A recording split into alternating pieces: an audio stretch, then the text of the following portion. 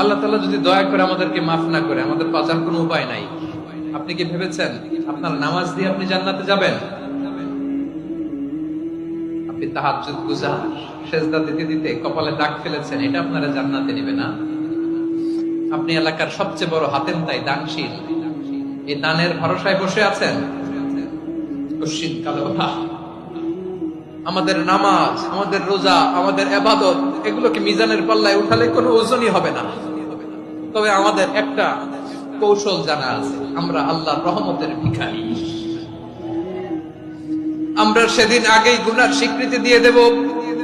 আমরা বলবো, আল্লাহ তুমি প্রশ্ন করার আগে তোমার একটা কথা বলি, আমারে কিছু জিজ্ঞেস করো না, আমি সব করেছি। এমন কোন পাপ নাই যে পাপ আমারে দিয়ে হয় নাই।